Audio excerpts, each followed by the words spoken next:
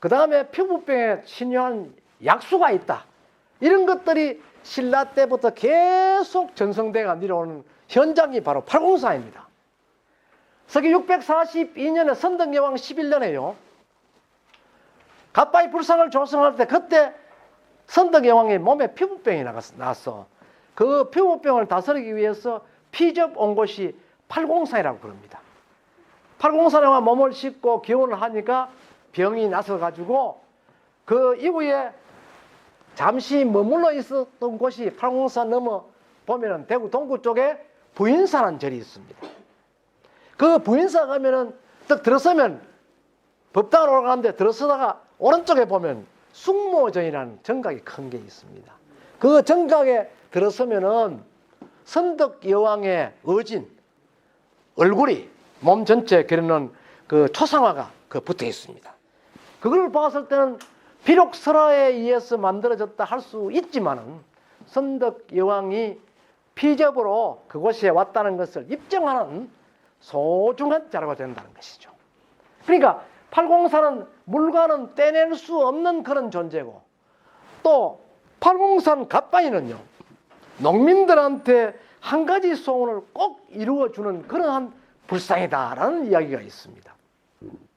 그게 무슨 이야기냐 하면은 그 팔공산 갓바위 부처는 지금은 한 가지 소원하면은 모두가 학생들과 비교를 해서 그 수능 시험도 있고 그러니까 그가 기도하면은 수능 시험 합격하고 서울대학도 갈 것이다 이런 생각만 하지만, 옛날은 농경사회는 농사가 최우선입니다.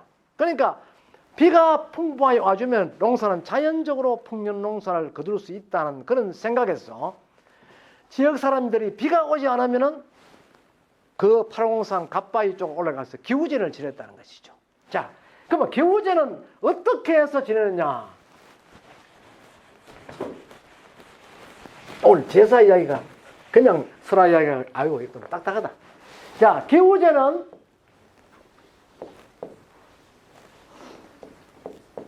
기우제는 비를 얻으러 하는 그 제사인데, 기우제는 누가 비를 얻으러 하노? 비를 얻으러 하는 존재는 용이야.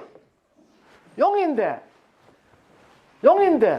용이 설화적으로 보면은 용은요 3월 달에 하늘로 올라가서 성천을 합니다. 그 다음에 언제 10월 달쯤 돼가 하강 춘분인 봄에 성천했다가 가을 추분에 땅에 내려온다는 것이죠. 그러니까 여름에 기우제를 지내려고 하면은 땅에서 지내면 안 된다는 것이죠. 그걸 알아야 돼요. 하천이나 큰 못에 그 용이 있다 생각하고 거기서 기우제를 지내면 비가 오지 않는다는 것이죠. 왜? 용은 전부 하늘에 다 올라가 있으니까. 그리고 춘분 되면은 춘분은 용이 춘분은 다 하늘에 올라가 있고 추분에는 다 땅에 와서 개천이나 큰 못에 용이 있기 때문에 가을에는 기우제를 지내면 어떻게 하느냐? 땅에 큰 저수지나 하천에서 제사를 지내야 된다는 것이죠. 그러니까 여름에 비가 오지 않을 때는 이와 같이 제일 높은 산에 올라가서 제사를 지내야 용이 구름 사이 다 다니다가 인간들이 기원하는 그런 모습을 보고 비를 오도록 해준다는 것입니다. 그래서 이 기우제도 팔공산 기우제도 항상 팔공산 일대 경산 지방에서 제일 높은 이 갓바위가 있는 곳에서 기우제를 지냈다는 것이죠. 팔공산 갓바위는 해발 850m입니다. 이 850m 정상에서 기우제를 지냈다는 것입니다. 그래 지내는데 비가 안 오거든. 기우제 지내면 비가 와야 되는데 비가 안 오는 거야. 왜 비가 안 오느냐? 마을 사람들이 분석해 보니까 이유가 있는 거예요. 비를 오도록 하는 존재는 아까 용이라 그랬죠. 용이 비를 오도록 해 주어야 하는데 용이 외출해 버리는 거야. 제사를 이 앞에서 제물을 올려놓고 제사를 지내는데 이게 통하지 않는 거예요. 그 다음에는 어떻게 하냐? 요거는 기우제 지는 게 비를 쓰니까 기우형이라. 비가 오도록 기원하는 기후형인데, 그 다음에는 어떤 사람이 오느냐 하면, 처음에는 지역의 기관장이 몇 명 올라가 정중하게 제사를 지내는데, 그 다음에는 지역에서 껄렁한 그런 사람들, 성격이 아주 우람하고 또 좀 이래 못되고 성격이 있는 그런 사람들을 올라보내가지고 지게에다 까만 돼지, 살은 돼지를 한 마리 쥐고 술 한 마리 들고 그래 올라가는 거예요. 올라가 이 부처 앞에서 돼지를 그냥 이렇게 통째로 올려놓고 돼지 배를 그대로 낚아주고 살은 돼지를 배를 땁니다. 따서 바가지가 피를 떠가 부처 몸에 막 뿌리는 거예요. 불상은 보편적으로 살생을 금하는 존재입니다. 그래서 금살행위다, 행위자다 이렇게 보는데, 부처한테 피를 막 뿌리니까 이건 인간이 큰 잘못을 한 거야. 그렇지만 비가 오니까 인간이 반항을 한 거죠. 그래 놓고는 돼지 여기에다가 소나무 가지를 막 덮어가 불상 일대를 다 태워버리는 거야. 태워버리니까 가빠이 부처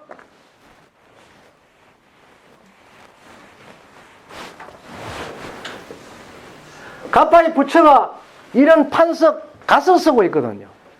이 불찜이 올라가서 가시 부분적으로 막 균열이 막 가고 깨지는 거야. 그래가지고 몸은 점을 새카맣게 타버리는 거야.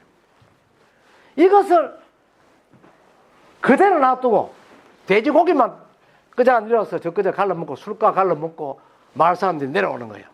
내려오니까 마을에 도착하기 전에 소낙비가 오더라 하는 것이 와촌 지역 주민들의 정어입니다. 이건 뭘 뜻하냐 하면은, 아까는 기후형이지만 이거는 자극형입니다.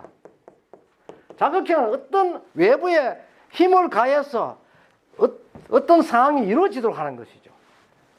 자극형.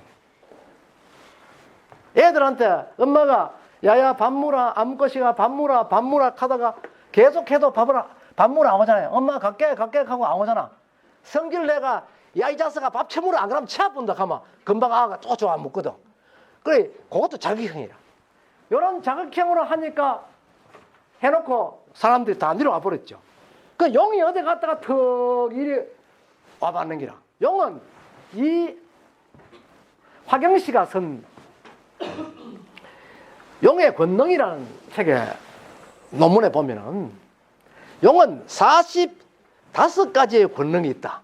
그 중에서 용은 용왕신으로서 권능, 또 불을 수호하는 권능, 불하는 건 부처입니다. 부처를 지켜주는 그 수호신이라 용이. 용이 수호신 같으면, 부처를 지켜주는 수호신 같으면 청와대 같으면 경호실장이야.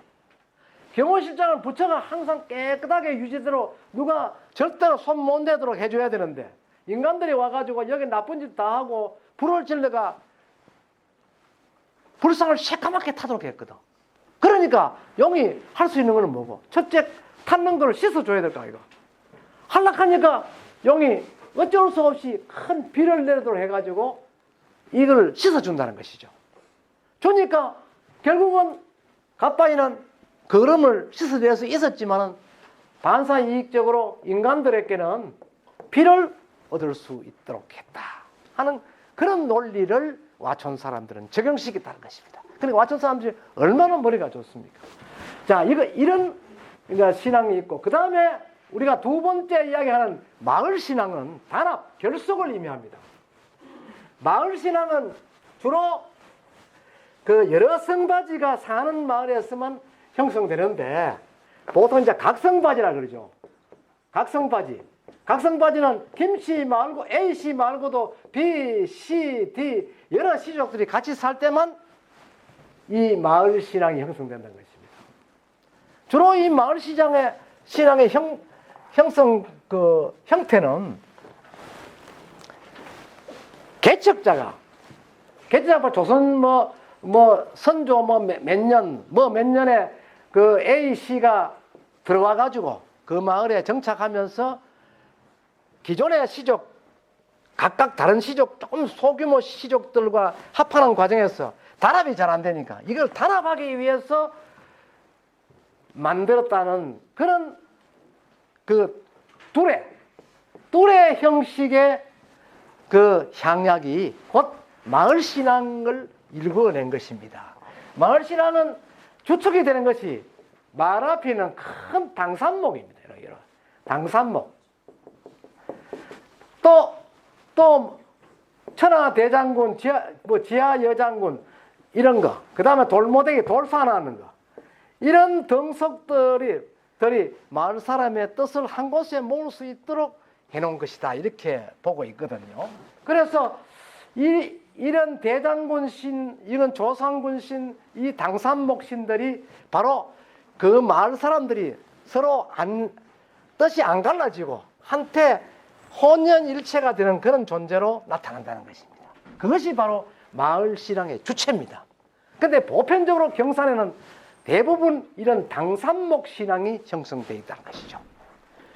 본래는 경산 지역에 한 300개 마을이 조금 넘습니다만은 그 300개 마을마다 당산목이 다 있었습니다. 그러나 유독 없는 곳은 남천에 가면 송백 마을이라든지 집성촌 마을에는 없습니다. 자, 송백 마을에는 대조영들의 후손들이 내려와서 정착하고 있는 마을입니다. 거기는 대부분 99%가 성씨가 전부 태시들입니다. 그러니까 태시들은 태시 중에 제일 연장자, 촌수가 제일 높은 사람이 한마디 하면 밑에 사람이 다 따르겠죠. 또 어디는 김해 김씨가 정착했는데 처음 들어가 그 사람이 개척했기 때문에 딴 시족이 없었다. 그러면 김해 김씨 중에 제일 어른 되는 사람이 시키면 다 듣는다는 것이죠. 그런 마을을 제외하고는 여러 성이 돌아온 데는 전부 이런 당산목이 있는데 나무를 심어놓고 거기다가 금기사항을 만듭니다. 만약 그것을 하지 않으면 어떠한 징크스가 생긴다고 그것을 유포한다는 것이죠. 그렇게 해서 자꾸 세월이 흐를 때마다 그거를 전승시키기 때문에 거기에 대한 어떤 경외심을 가지고 지켜주지 않으면 안 된다는 것이죠. 그래하고 이 당산목이 있는 마을에는 반드시 풍물이 있습니다. 풍물은 농악이거든요. 농악이 있어서 바로 제를 지내고는 마을 사람들 집집이 둘러보는 유신행위를 가지는데 그걸 지신밟기라고 합니다. 집집이 다니면서 품을 치면서 아따 그 우물 앞에서는 그 집 우물 맛있다 하면 땅땅땅 쳐주고 이 집은 누가 지었노 뭐 성주에 있는 뭐 도목수가 지었구나 뭐 어떻게 하면 그 뭐 또 딱 쳐주고 좋은 말을 덕담 형식으로 집안을 한 바퀴 돌면서 하면은 집주인들은 나와 살하고 돈을 내놓고 이렇게 했어요. 그걸 가지고 건립이다 이렇게 하는데 그러한 풍물놀이가 반드시 당산목이 있는 곳에는 이루어지고 있다 하는 것입니다. 그래서 우리는 당산목이 있는 마을을 방문할 때마다 여기에는 풍물이 있다. 그러면 그 풍물이 지금 어떻게 유지되고 있나 하는 것을 살펴봅니다. 지금은 보면 유형문화재로 되어 있는 것도 있고 때에 따라서는 그런 거는 무형이거든요. 무형문화재로 지정돼서 계속 전승되는 것도 있고 이렇게 되어 있습니다. 그리고 이 마을은 나무를 통해서 결속하고 또 나무를 통해서 마을 사람의 안녕을 장담을 한다는 것이죠. 그러니까 어디 가도 원래 이거 당산목 잎이 아주 무성한 보여 원래는 대풍작이 되겠구나. 나무가 원래는 낙엽이 많이 흐르고 나무가 안 좋은 거냐 유름하시래 나쁜 일이 있을란가 이런 걸 미리 점치기도 한다는 것입니다. 그 다음에는 솥대 같은 겁니다. 솥대. 새가 달리는 솥대도 역시 마을 신앙의 주체입니다. 주신이거든요. 솥대는 나무에다 해가지고 새를 만들어 이렇게 꼽아놨습니다. 새는 설화에 무엇인가 하면 새는 설화에는 조상이다. 조상. 우리 민족은 새를 집에 찾아오는 새를 아주 반겨서 맞이합니다. 비근한 애로 제비가 강남 갔다가 왔다 이래가 제비집을 지면서 청에다가 아무리 흙을 흘리나도 제비집을 안 띱니다. 반갑게 맞이해주고 이렇게 하거든요. 그러니까 새는 곧 조상이다 이죠. 그래서 그 형태를 이렇게 솥대를 만들어 가지고 이렇게 새 모양으로 이렇게 세워놓으면 항상 우리 마을에는 조상들이 와서 우리를 도와준다. 우리는 조상님의 음덕으로 잘 살 수 있다. 이렇게 믿고 있거든요. 이렇게 믿으니까 심리적으로 그 불안감을 해소할 수 있다는, 이걸 전위적 치유라고 하는데 할 수 있다는 것입니다. 그 다음에 대장군신, 저거는 하나의 상징적 그 존재인데, 저것도 역시 마을 단합하는데 큰 역할을 한다, 이렇게 볼 수가 있다는 것입니다. 다음은 지역축제입니다. 지역축제는 전체 어느 한 마을을 국한하지 않고 그 소재재권이라든지 그 대단히 권력 내에 여러 시족들 또 여러 유형들이 모두 참여할 수 있는 그런 축제입니다. 예를 들어서 말하면 경산 묘목축제다, 경산 포도축제다, 경산 사과축제다, 자인단오축제다, 이런 것들은 모두가 지역축제에 속한다는 것이죠. 지역축제의 주신은 뭐냐? 그 단위 축제를 형성하는 주된 주신입니다. 묘목축제는 나무겠죠. 단오축제는 단오신이겠죠. 그 경산에 있는 자인단오는, 경산의 자인단오는 자인뿐입니다. 자인단오는 주신이 한장군입니다. 저 강릉단오에는 주신이 김유신 장군입니다. 부신은 대관령 산신이 되었다는 범일국사입니다. 그 다음에 군위군 효령면에 가면 또 효령단오가 있는데 거기에는 주신이 김유신 장군입니다. 그러니까 전국적으로 단오가 형성되는 데는 대부분 김유신 장군을 주신으로 모시고 있다는 것이죠. 그러니까 경산의 한 장군, 어느 장군이라는 존재도 김유신일 가능성이 높다는 것입니다. 김유신은 잘 아시는 바와 같이 642년에 암양주의 군주로 직접 부임하였던 그런 인물입니다. 그러니까 김유신이 군주로 왔기 때문에 김유신은 이 지역의 최고 가는 수령이었다. 그렇다면 바로 경산을 지켜주는 인물로 한 장군이라는 존재는 김유신이 아니겠나. 단어 자체도 신라 때부터 유래가 되었고 해서 그렇게 보는 학자들도 많이 있다는 것입니다.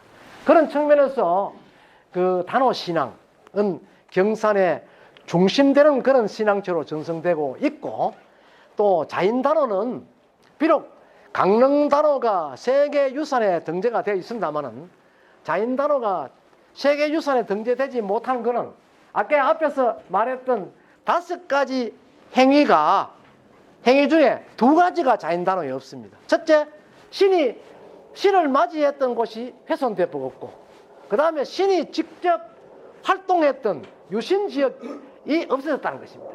다시 말하면 자인 버들지라는 큰 못이 있는데 한 장군이 거기에서 왜구를 불러 유인해가지고 모두 그 섬멸했다는 것인데, 그것도 자인 일대, 그 지역 일대에 그 공단을 조성하면서 전부 막아버렸다는 것입니다. 그러니까 신앙체가 활동할 자리가 없다는 것이죠. 영신, 강신, 오신 행위까지 접어드는 그 과정을 지금은 펼쳐지 못하고 바로 오신에서 유신으로 넘어가기 때문에 자인단오는 절차를 밟지 못했다, 이렇게 해서 세계유산에서 검토될 때 제외가 됐다고 그럽니다. 그래서 자인 사람들은 자인단오도 그 절차 과정을 그대로 살려내기 위해서 자인 버들지를 새로 복원할 필요가 있다, 이런 주장이 있고, 또 자인 지방에 등장했던 인물 그 한 장군도요, 이 역사가 흐르는 과정에서 청주 한씨가 경산의 그 원당 쪽에 조선시대 일부 유입이 되었습니다. 되면서 당시의 고골원과 아주 친밀한 관계에 있으면서 그 사람하고 어떤 관계에서 어느 날 느닷없이 청주 한씨로 한 장군이 변해버렸습니다. 그래서 지금은 이제 설왕설래 끝에 이것은 실존 인물이라 할 수 있더라도 한씨는 아닐 것이다, 다만 큰 장군이다, 이렇게 정립을 해나가고 있습니다. 그래서 자인단오는 아마 버들지만 복원하면은 우리 그 기록유산에 등재할 수 있는 그런 가능성이 충분하다, 이렇게 얘기할 수 있고, 군위군 효령단오는요, 내가 그 3년 전에 그쪽에서 단오에 대한 단오 축제를 무형문화재로 지정해달라 해서 요청을 받고 현장에 갔더랬었는데 거기에는 여러 가지 설화는 많이 있는데 설화를 입증할 자료가 없어요. 그래서 아직까지 그 자료를 입증할 수 있는, 고정을 받을 수 있는, 방증할 수 있는 그런 어떤 문헌적 자료를 많이 찾아내야만이 군이 효령 단오도 빛을 보게 될 것이다, 이렇게 볼 수가 있습니다. 앞에서 말했던 강릉 단오는요, 8단오입니다. 단오를 쉽게 말하면 5월달까지, 1월달부터 5월달까지 계속 한다는 것입니다. 그러니까 단오가 특별하죠. 그리고 또 우리 지역에 세시 축제 중에서는요, 경산지의 독창성을 갖고 있는 것이 뭔가 하면 영등신앙입니다. 영등신앙은 무엇입니까? 2월달에 바람신을 위로하는 그런 축제입니다. 보편적으로 영등신앙은 영동할미가 오거든요. 영동할미, 할미가 내려오는데 할미가 딸과 같이 오면은 그 애는 순풍이 불고, 영동할미가 며느리를 데리고 오면 그 애는 바람이 몹시 부는 기라. 왜 그러냐? 설화적으로 해석하면 시어머니와 며느리의 관계는 아주 껄끄럽습니다. 그죠? 갈등이 심한 존재고 딸과는 사이가 좋잖아요. 그래서 우리 민족에서는 기원을 할 때, 영등신을 맞이하기 위해서 기원을 할 때는 늘 할매요, 이번에는 따님하고 같이 내려오십시오 하면 내 기원을 하는 게야. 며느리하고 같이 오는 우리 눈에는 볼 수는 없지만 바람이 그의 모습이면 원래 영동 할미가 며느리를 들고 왔구나. 아유, 원래 계속 바람 부는 농사는 원래 피농이다, 이렇게 생각하는 거예요. 그런데 경산지방에서 가장 산이 많아서 깊은 골이 많고 논밭이 그 골 속에 있어서 농사가 산으로 인해서 잘 안 되는 골이 있습니다. 그게 어디냐? 남천면입니다. 이 남천면은 하천뿌이라, 말 그대로 남쪽에 거랑뿌이라, 거랑. 저 꼴에서 선인산은 쭉 경산까지 내려오는 것이 그게 천이 남천입니다. 그러니까 산이 이렇게 있으니까 조그마한 골짜기에 바람 좀 불어도 농사가 하나도 안 되는 거야. 그걸 할 때 어느 날 고려시대입니다. 고려시대에 전영동이라는 사람이 등장을 하게 됩니다. 인간입니다, 이거는. 이 사람은 인간, 사람인자 인간입니다. 실존 인간에서 결국 신의 역할을 하게 되죠. 그러니까 경산 남천의 영등신앙은 우리 동국세시기에 보면은 보편적으로 전부 신은 인간이 아닙니다. 그러나 여기는 인간이 등장한다는 것이죠. 그럼 경산 전설의 특징, 경산의 세시풍의 특징을 할 수 있는 이 영등신앙은 신이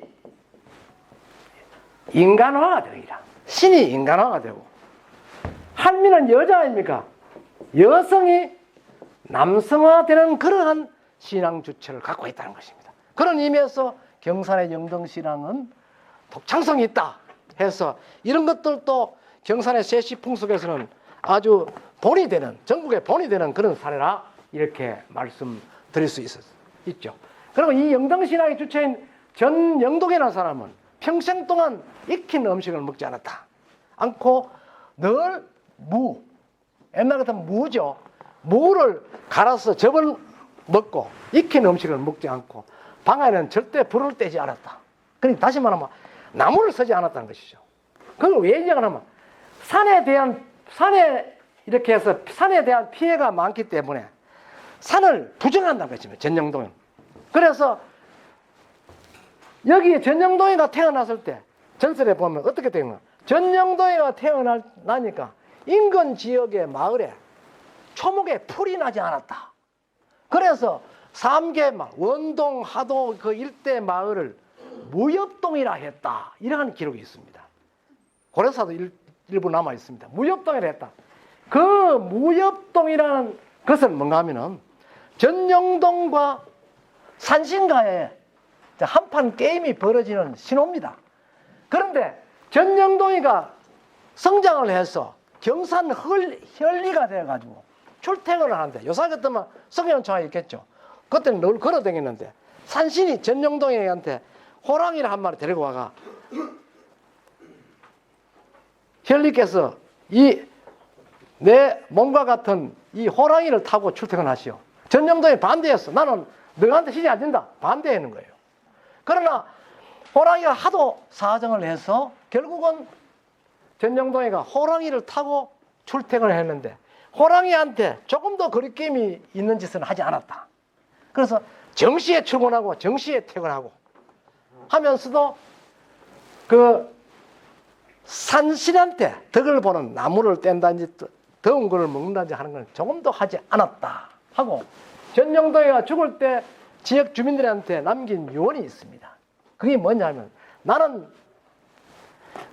죽었어. 이 지역에 산신이 되어가지고 너희들이 사는데 항상 풍년이 이루어지도록 도와주겠다.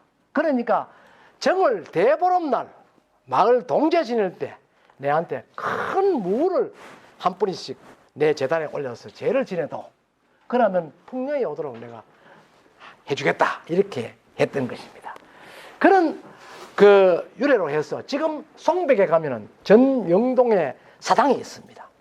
그 사당에는 보면 해마다 정월 대보름날 제를 지내는데 지금도 마을에서 무를 재배해가 제일 굵은 무를 생산한 그 사람이 제주가 되어서 제사를 지내는데 근래에 와서는 제사가 이제 머뭇거려지고 있습니다. 지냈다가 안 지냈다가 이러는데 그것이 전영동이라는 그 존재를 그 정도 믿어왔기 때문에 전영동과 바람신과의 관계를 경산의 제시풍속에서는 들추어내고 있다는 것입니다. 이제 경산의 영등신화는 그러한 독창성이 있고 그 다음에 이제 경산에는 불교와 관계되는 그 신앙적 축제가 상당히 많습니다. 고려시대 때는 팔관에 연동에 해서 불교와 관계되는 축제를 많이 하였는데 경산 지방에서도 불교와 관계되는 그러한 축제 행사가 크게 이루어졌다는 것입니다. 잘 아시는 바와 같이 경산은 인물편에도 원효라든지 일원이라든지 이런 불학자가 태어났고 또 산의 곳곳에는요 신라시대 고려시대까지 엄청나는 불가람들이 형성되어 왔다는 것입니다. 그리고 신라의 왕자였던 헌덕왕의 아들인 심지왕사라든지 이러한 왕자들까지도 이곳 그 팔공산 기석에 와서 절을 짓고 지금은 하양 환성사입니다만 절을 지었다는 그런 기록들이 있고 또 그로 인해서 조선시대에 이르러서는 유교였던 폐해로 인해 가지고 지역에 있는 그 고차들이 큰 피해를 입었습니다. 심지어 하양에 있는 그 사기동에 있는 그 환성사는요 영천 인고선에서 아예 재산을 거의 다 자기들이 관장을 했습니다. 그것을 보고 뒤에 와서 하양 향교에서 왜 우리가 하지 너가 하느냐 그래서 서로 송사를 해가지고 결국 재판을 해서 하양 향교에서 하양 환성사 절을 관장하도록 이렇게 숙종 임금이 내린 그런 그 어필도 있습니다.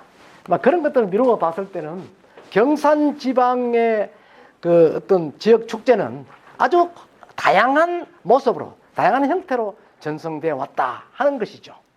또 경산은 지금까지 지역 축제로는 아까도 앞에 잠깐 말했다시피 정리한다면은 팔공산은 갓바위 축제, 그 다음에 하양에는 전국 묘목 생산의 70%를 차지하는 대조 환상리 경산 묘목이 있습니다. 그 축제가 한때 이루어졌고 그 다음에는 대추의 주산지입니다. 한때는 사과의 주산지지만 대추의 주산지라 해서 매년 대추 축제를 열고 또 포도도 많이 나와서 포도 축제도 열고 그 다음에 자인단오 이런 지역 축제가 있다는 것을 여러분의 그 머릿속에 넣어두시고 경산은 여러모로 은혜를 많이 입은 그런 고장입니다. 사방이 전부 산으로 둘러싸여져 있고 어떤 피해도 어떤 재난에도 지금까지 잘 피해왔다 하는 그런 기록들을 보아서 은혜로운 땅이다 이렇게 생각하면서 여러분들이 그 속에서 열심히 공부하고 자유롭게 활동할 수 있는 것은 바로 경산의 지형, 또 경산이라는 존재가 여러분들을 도와주는 그런 엄덕이 아니겠나 하는 생각을 하면서 여러분들의 학문적 발전과 또 개인적 건강 그리고 가정의 화목이 있기를 기원합니다. 여러분 고맙습니다.